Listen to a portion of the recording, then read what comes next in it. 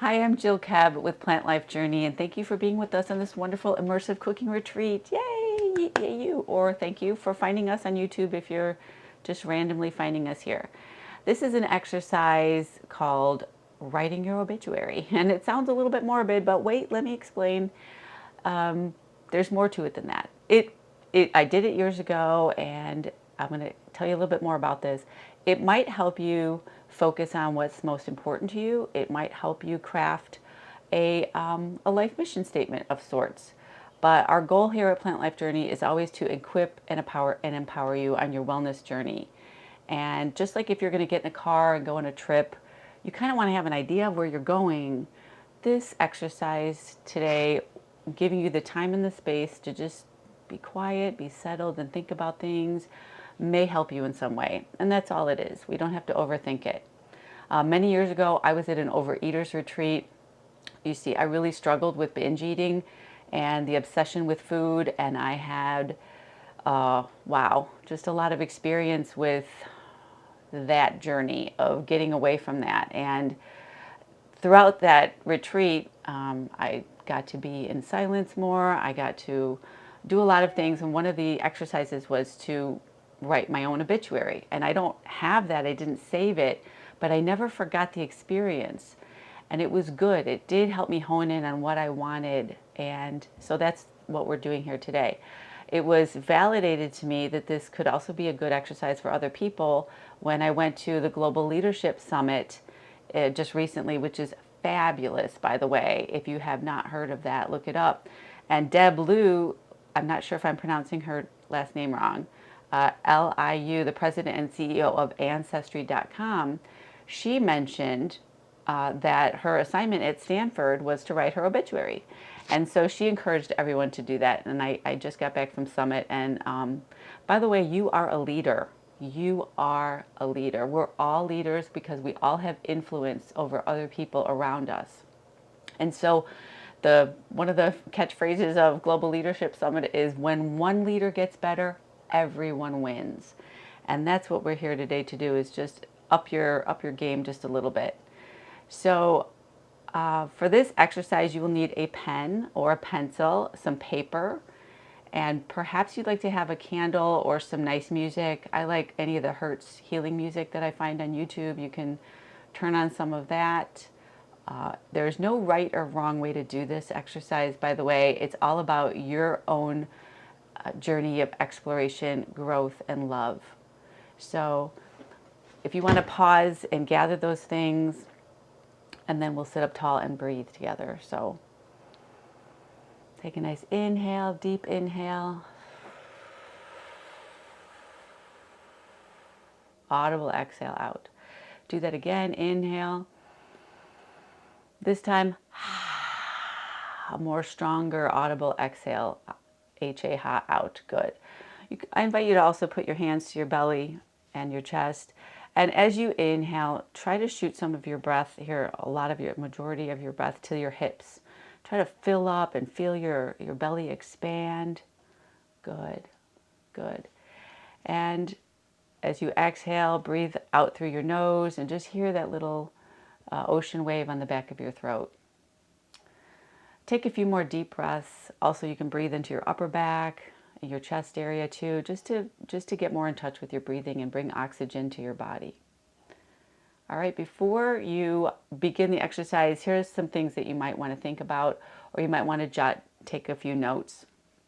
Are there any unique accomplishments or from your past or from your dream future that you want to see or realize? Any quirks or traits that you have that you might want to mention? Any touching moments with family, friends that you might want to mention? A funny story, a humor, or an inspiration? Any important relationships that you might want to honor here, or hobbies? Those are just some quick, talking point ideas.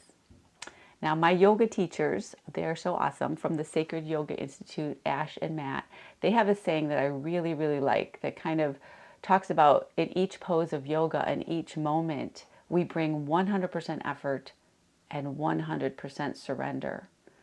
So this is just an exercise of effort. We don't have to put so much weight on the outcome of it either.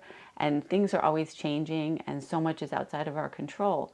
So again, this is just something we're going to go ahead and do because I'm telling you, it helped me. And so did the lady from Stanford who's running a big company. And then we'll just kind of surrender any kind of outcome or expectations that we might have. Okay.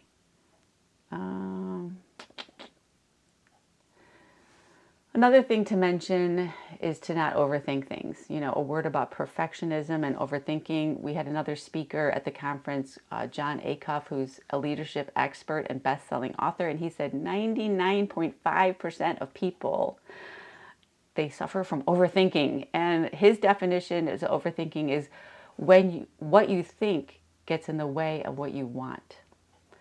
So again, it's just normal and natural, and you know, we don't have to overthink so much if we know that everyone else is doing that, and we can come back to focus on what we want. He also talked about replaying soundtracks, noticing the soundtracks you're playing in your mind, and consider new ones and repetition. It was all so good.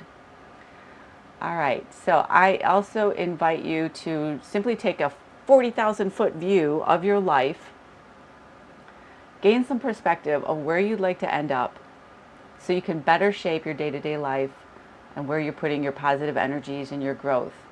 If you want to set a timer so that you get this done within a reasonable amount of time, that's all up to you. Again, there's no right or wrong way to do this. I say, you know, try to be creative is also the enemy of getting it done. So done is just better than everything else I can think of. You know, go ahead and pause the video, and when you come back, I will also share with you mine. Okay, congratulations, leader. Woohoo! You did it. Woo, woo, woo. Awesome. I wish I could hear what new insights you may have come with from doing this exercise, or you know, any feedback that you might have. I will go ahead and share my current one that I just wrote, different than the one I wrote before, probably different than the one that I would do again. And this is a vulnerable thing to share because, you know, it just is. So you don't have to share yours with anyone. You can also rip it up and throw it away. But this is an interesting journey, and I'm just sharing you mine. So Jillian Kebb was a loving daughter, mother, wife, and friend who lived her strong desire to help others on their own health and wellness journey.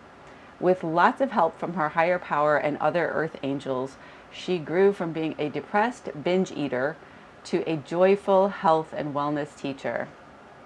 Her favorite quotes were "Be the change you wish to see in the world" by Gandhi, and "Never underestimate the power of a small group of committed people to change the world. In fact, it's the only thing that ever has," Margaret Mead. People who knew her well appreciated her undivided attention, patience, and great listening skills. She laughed easily and didn't take life too seriously as to not enjoy and even find humor in the ups and downs. Her biggest accomplishment was helping others to treat their body temples with reverence and care. She helped many eat more from the glorious, colorful, rich fiber bounty of nature. And she was so proud of the leadership team and loving, accepting network she helped create in the Plant Life Journey organization. Please send donations to blankety blank. So anyway, I hope you enjoyed this overall, and that it did help you in some way. And that's what we're here for. Many blessings on your journey. Namaste.